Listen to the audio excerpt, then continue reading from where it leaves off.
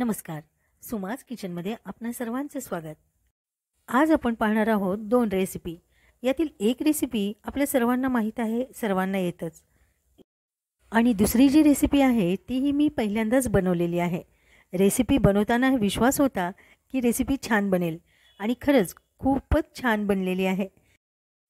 आणि ही दुसरी रेसिपी जी बनवली आहे खूपच म्हणजे सर्वांनाही आवडली अशी ही रेसिपी तयार झालेली आहे.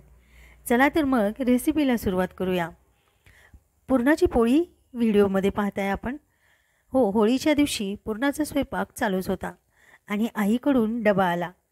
सणासुदीचा डब्बा म्हटला की सागर संगीत सगळेच पदार्थ आले.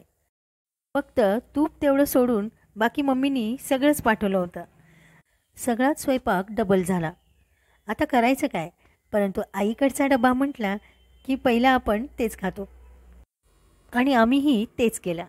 दुसऱ्या दिवशी आमच्या घरात कायमच ठरलेला पदार्थ म्हणजे केलेल्या पुरणातलं पुरण ठेवून दुसऱ्या दिवशी बनवायचे. ते दुसऱ्या दिवशी म्हणजे धुळवडच्या दिवशी ठरल्याप्रमाणे तो मेनू तसाच करायचा. चला तर मग कडबू कसे करायचे हे पाहूया. यासाठी आपण पुरणाच्या पोळीसारखं एकदम सेलसर पीठ न मळता किंवा चपातीसारखं पीठ न मळता थोडंसं मीडियम मळलेलं आहे. लहान लहान साईजचे गोळे करून घ्यायचे आणि आपण पाहू शकता अशा पद्धतीने हातानेच आपल्याला पारी करून घ्यायची आहे. हे पारी करताना यामध्ये पीठ वापरायचं नाही, तर तेलाचा हात लावून आपल्याला अशा पद्धतीने खूप छान पिंजत पातळ अशी पारी करून घ्यायची आहे. आपण पाहू शकता थोडासा दाब देऊन मी पानाचा शेप दिलेला आहे. आता आपण यामध्ये पुरण भरून घेऊया. जर तुम्हाला जमत नसेल तर तुम्ही पुरण भरताना व्यवस्थित पोलपाटावर ठेवून व्यवस्थित भरून घ्या. पहा, अशा पद्धतीने एकदम पातळ पारी करायची आणि त्यामध्ये भरपूरसं पुरण भरून व्यवस्थित पारी बंद करून घ्यायची. आणि आता आपण ह्याला आकार देऊन घ्यायचा.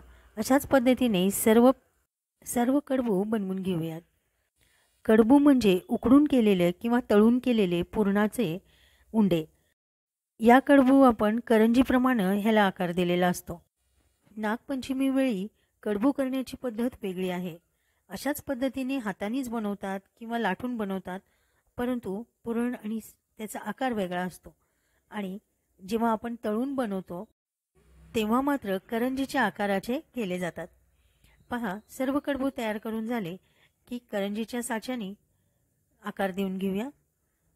छान कडबू तयार करून झाल्यावर लगेच आपल्याला हे तेलामध्ये तळून घ्यायचे आहेत.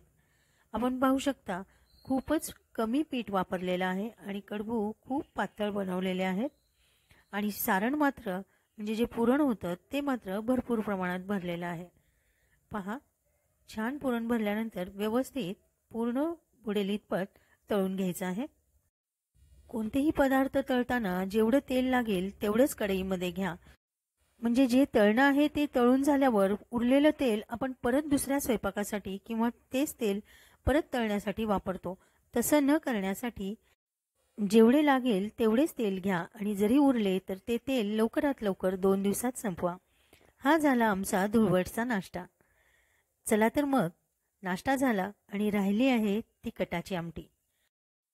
कटाची आमटी खरी तर दुसऱ्या दिवशीही तापून छान मस्त घमघमाट सुटलेली होती, परंतु 2-2 कटाच्या आमट्या ते काही शक्य नव्हतं. मग थोडंसं डोकं लढवलं आणि तांदळाचं पीठ घेतलं.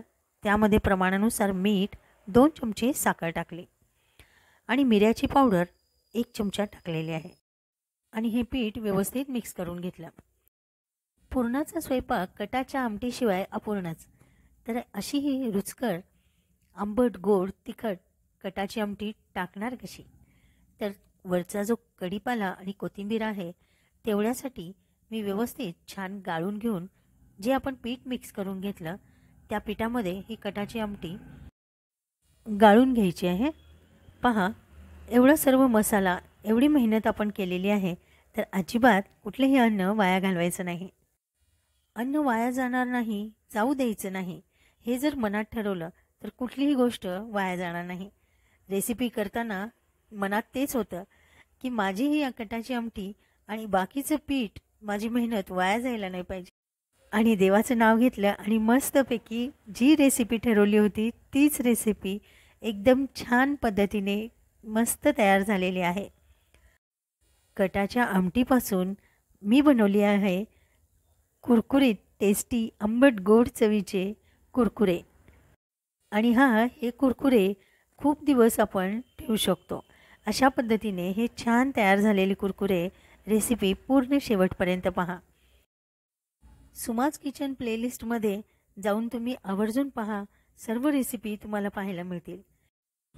शिल्लक राहिलेल्या भातापासून पकोडे, शिल्लक राहिलेल्या भातापासून स्पॉन्जी डोसा, त्याही रेसिपी आवर्जून पहा. रेसिपी संदर्भात तुम्हाला काही शंका असतील तर तुम्ही कमेंट करून नक्की विचारू शकता. राहिलेल्या पदार्थांचं तुम्ही काय बनवता हेही मला कमेंट करून सांगा. पहा, जेवढी कटाची आमटी होती तेवढीच मी गाळून यामध्ये टाकलेली आहे. यामध्ये एक्स्ट्रा पाणी आपल्याला वापरायचं नाही. कटाच्या आमटीची जी चव असते ती पाण्यामध्ये उतरलेली आहे आणि तेच पाणी म्हणजे जी पातळ आमटी होती तीच आपण यामध्ये वापरलेली आहे. आता हे झालं आपलं तयार पीठ मळून. फक्त एक 5 मिनिट या पिठाला आपण असंच ठेवायचं आहे. पीठ मळताना आपण पाणी वापरलेलं नाही. शिवाय पीठ भाकरीसारखं किंवा चपातीसारखं खूप मळलेलंही नाही आहे. तसं साधंसुद्धा पीठ मळून घेतलेलं आहे आणि 5 मिनिट आपण ते तसंच ठेवलं आहे. आता या पिठाचे मीडियम साईजमध्ये आपण गोळे करून घेऊया आणि कुकरच्या भांड्यामध्ये हे गोळे ठेवायचे आहेत. पहा, कुकरच्या भांड्यामध्ये म्हणजे जो स्टीलचा डबा असतो त्यामध्ये आपल्याला ठेवायचा आहे. डायरेक्ट कुकरमध्ये ठेवू नका. कुकरमध्ये जेमतेम पाणी आणि स्टँड ठेवून हे भांडं आपण त्यामध्ये ठेवायचं आहे.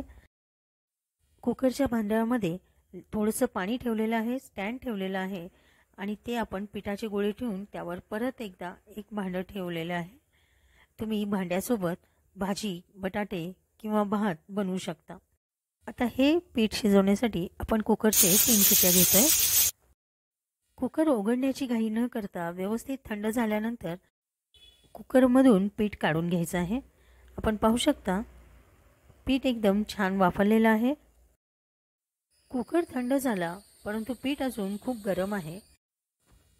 काळजीपूर्वक पीठ काढून घ्यायचं आहे आणि पीठ काढून आपण डायरेक्ट ते पीठ प्लास्टिकच्या एका पिशवीमध्ये घ्यायचं आहे. अशा पद्धतीने निम्मे पीठ आपण यामध्ये घेत आहोत आणि पीठ अशा पद्धतीने व्यवस्थित मळून घ्यायचं आहे. आपण पाहू शकता पीठ थोडंसं गरमच आहे अजून, पण पोळू नये यासाठी अशा पद्धतीने प्लास्टिकच्या पिशवीमध्ये घालून आपण ते लगेच तिंबून घ्यायचं आहे.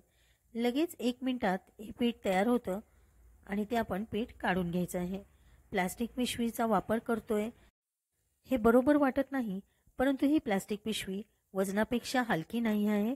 ही प्लास्टिक पिशवीची क्वालिटी चांगली आहे, त्यामुळेच मी ही पिशवी वापरलेली आहे. प्लास्टिकची पिशवी घेताना चांगल्या क्वालिटीची आहे आणि तीही जास्त वेळ न वापरता पीठ पटकन मळून घेऊन प्लास्टिक पिशवीमधून बाजूला करून घेतलेलं आहे.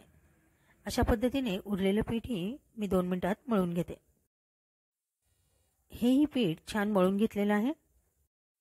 पीठ तर व्यवस्थित मळून घेतलेलंच आहे, फक्त आपण याचे गोळे तयार करून घ्यायचे आहेत. आता हे पीठ आपण चकलीच्या साच्यामध्ये भरून घ्यायचं आहे. पीठ भरण्याआधी एक अर्धा चमचा तेल आपण चकलीच्या साच्यामध्ये टाकलेलं होतं. साच्यामध्ये पीठ भरून झालेले आहे, तिथे मी चकलीचा साचा वापरलेला आहे.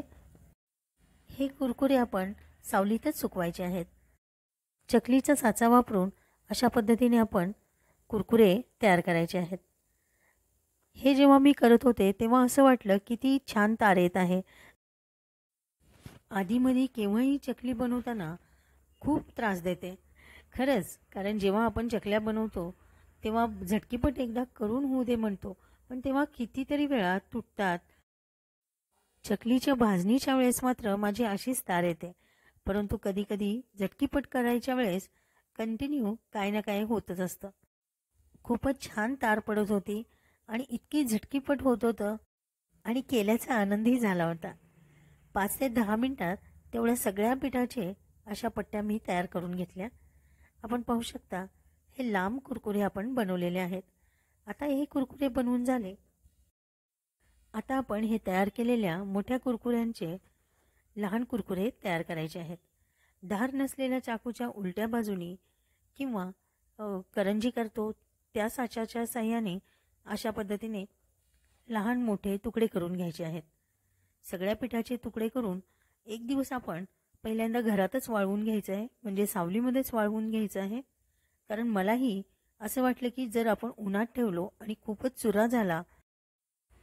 चुरा होईल असं वाटलंय, म्हणून मी घरातच सुकवत ठेवले होते.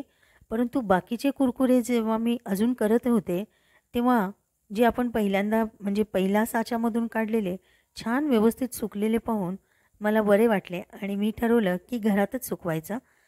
त्यानंतर दुसऱ्या दिवशी मात्र कडकडीत उन्हामध्ये मी हे पूर्ण वाळलेले जसे वाळले होते तसेच नेऊन मी उन्हामध्ये ठेवले आणि तिसऱ्या दिवशी परत एकदा उन्हामध्ये ठेवला आणि संध्याकाळी कुरकुरे छान मस्तपैकी वाळून तयार झाले होते. आपण बनवलेले पदार्थ असे वाया न जाता किंवा कधी शिल्लक काही राहिले असेल तर ते खराब व्हायच्या आधी थोडासा विचार करून असे पदार्थ आपण नक्की बनवू शकतो. परंतु पदार्थ बनवताना पूर्ण आत्मविश्वासाने बनवा.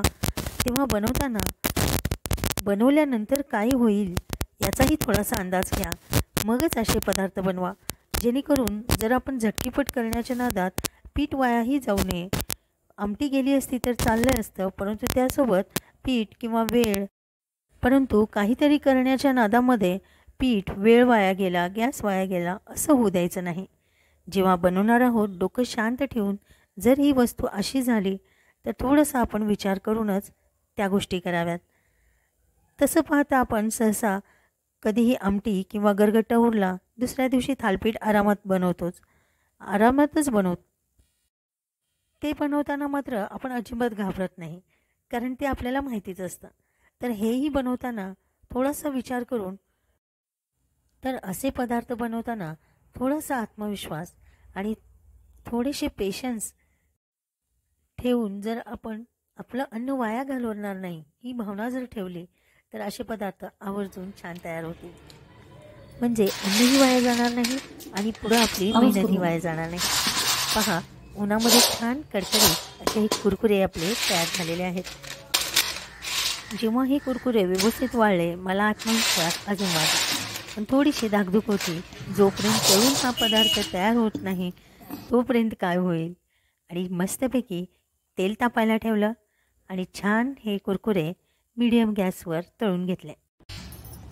आता हे एवढे कुरकुरे उरलेले आहेत, तर आपण हे कुरकुरे हवे तेव्हा तळून खाऊ शकतो.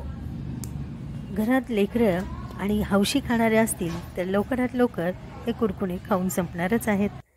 चला तर मग तळून पाहूया. तेल चांगलं तापून घ्यायचं आहे. पहा, तेल तापून घेतलेलं आहे आणि आपण बनवलेले कुरकुरे त्यामध्ये टाकायचे आहेत. गॅस संपत आलेला आहे बहुतेक, त्यामुळे गॅसची फ्लेम थोडीशी बारीक आहे. मगा म्हटले चकलीच्या साच्याने त्रास दिला नाही किंवा पिठाने त्रास दिला नाही, छान कुरकुरे तयार झाले. परंतु पहा, आता गॅस मात्र बारीक झालेला आहे.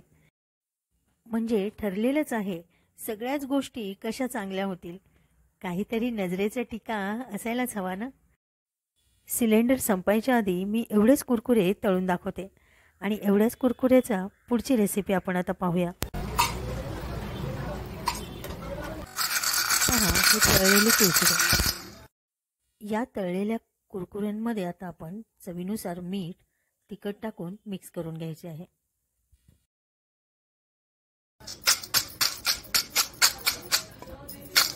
अन्न हे पूर्ण ब्रह्म आहे.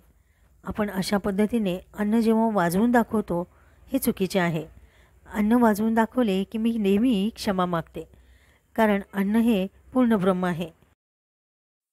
पण करणार काय, व्हिडिओमध्ये सांगितलं की छान कुरकुरीत झालेत, हे पटण्यासाठी अशा पद्धतीने आपल्याला ती वस्तू किती कुरकुरीत झालेली आहे हे वाजवून दाखवावं लागत आहे.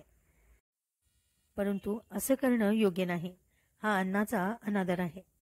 देवाचे नाव घेऊन बनवलेले सर्व अन्न चांगलेच होते. पदार्थ कुरकुरीत झाला का नाही हे दाखवण्याचाच उद्देश फक्त. परंतु आपली कृती लहान मुलं करतायत.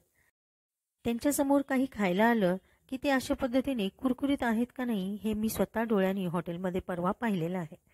त्यामुळं मी सांगते, जे आपण करतो तेच मुलं करतात.